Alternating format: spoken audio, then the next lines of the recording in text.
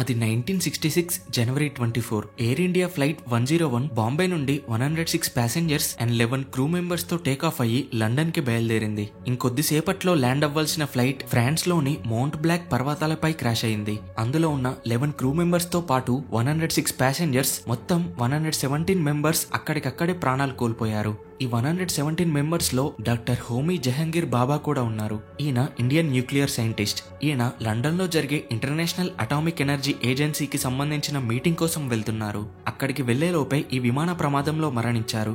ఈ విమాన ప్రమాదంలో హోమీ జహంగీర్ గారు చనిపోవడం చాలా అనుమానాలకి దారితీసింది.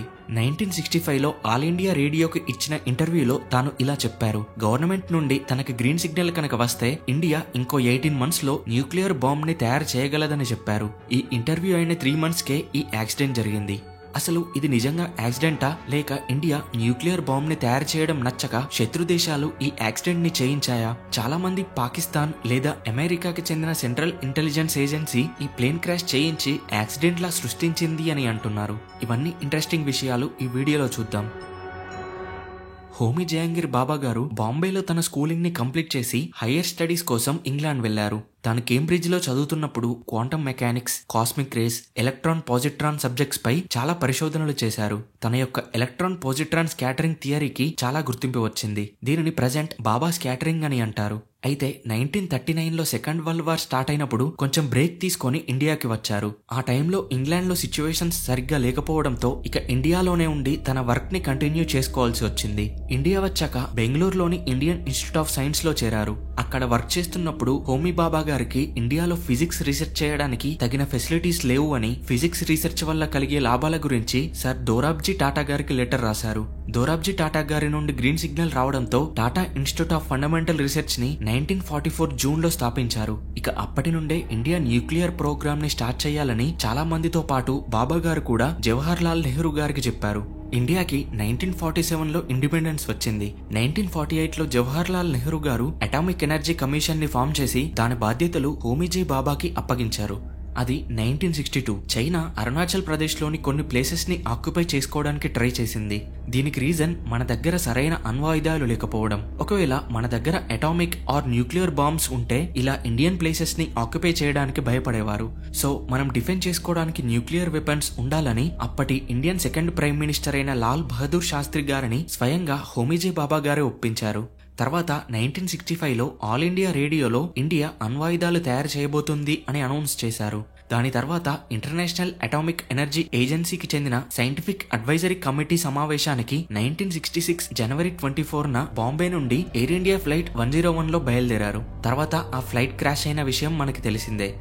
అఫీషియల్ గా ఈ యాక్సిడెంట్ కి రీజన్ ఏంటంటే ఆ టైంలో ఆ ఏరియాలో వాతావరణ పరిస్థితులు సరిగ్గా లేకపోవడం. దాంతో పైలట్స్ కి రేడార్ కంట్రోల్ నుండి సరైన ఇన్ఫో రాలేదు. దీనివల్ల mount Blanc height and distance, plane position కి సంబంధించిన ఇన్ఫర్మేషన్ సరిగ్గా రాలేదు. క్లియర్ గా చెప్పాలంటే ప్లేన్ మౌంట్ బ్లాంక్ హైట్ కన్నా పైన ట్రావెల్ చేస్తుందా లేక మౌంట్ బ్లాంక్ కి కింద ట్రావెల్ చేస్తుందా అనే ఇన్ఫర్మేషన్ కమ్యూనికేషన్ ఎర్రర్ వలన రాలేదు.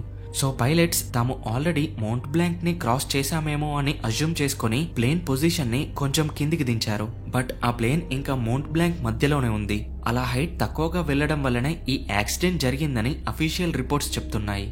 అండ్ ఇది ప్లానెడ్ అటాక్ అనడానికి రీజన్ ఏంటంటే ఈ యాక్సిడెంట్ కి ఎగ్జాక్ట్ 2 weeks ముందే అంటే 1966 జనవరి 11 రోజు former prime minister Lal Bahadur Shastri garu heart attack తో చనిపోయారు. న్యూక్లియర్ ప్రోగ్రామ్ కి పాజిటివ్ గా ఉన్న ప్రైమ్ మినిస్టర్ ఆయన. శాస్త్రి గారు చనిపోయే 1 day ముందు 1966 ఇండియా పాకిస్తాన్ వార్ ఎండ్ అయింది. 1966 జనవరి 10 రోజు శాస్త్రి గారు ఇండియా పాకిస్తాన్ పీస్ అగ్రిమెంట్ మీద సైన్ చేశారు. తర్వాత ఈ పీస్ పర్యటనలో భాగంగా ఉజ్బెకిస్తాన్ వెళ్లి అక్కడ సడన్ హార్ట్ అటాక్ తో మరణించారు. అయితే ఆయన డెడ్ బాడీని అటు ఉజ్బెకిస్తాన్ కానీ ఇటు ఇండియా కానీ అటాప్సీ అండ్ పోస్ట్ మార్టం చేయలేదు. వాళ్ళ ఫ్యామిలీ మెంబర్స్ ఏమన్నారంటే శాస్త్రి గారిని చూడగానే తన బాడీపై డార్క్ బ్లూ స్పాట్స్, చిన్న కట్స్, నోస్ నుండి కొద్దిగా బ్లీడింగ్ అయినట్టు చెప్పారు. ఒక సింపుల్ హార్ట్ అటాక్ లో ఇవేవీ కామన్ కాదు. సో పాయిజన్ ఇచ్చినట్టుగా ఉంది అని స్టేట్మెంట్ ఇచ్చారు. అండ్ తనకి లాస్ట్ మీల్ ఇచ్చిన జాన్ మొహమ్మద్ ని సరిగ్గా ఇంట్రోగేట్ చేయలేదు. అయితే వీటన్నింటికి సంబంధించిన ఇన్ఫర్మేషన్ ఇవ్వమని అడిగితే నేషనల్ సెక్యూరిటీకి ప్రాబ్లం అవుతుందని అప్పటి గవర్నమెంట్ ఇవ్వలేదు.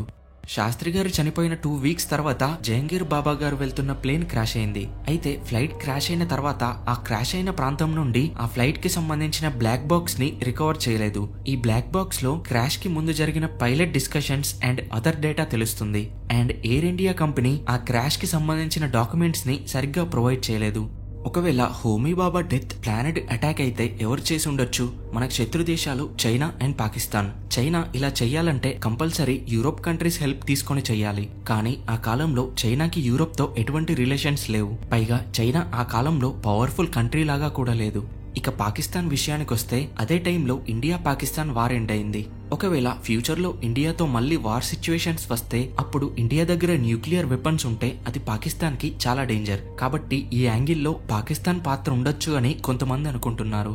ఒకవేళ చైనా పాకిస్తాన్ కాకుండా ఈ యాక్సిడెంట్ ని అమెరికాకి చెందిన సెంట్రల్ ఇంటెలిజెన్స్ ఏజెన్సీ చేయించిందని చాలా వాదనలు ఉన్నాయి.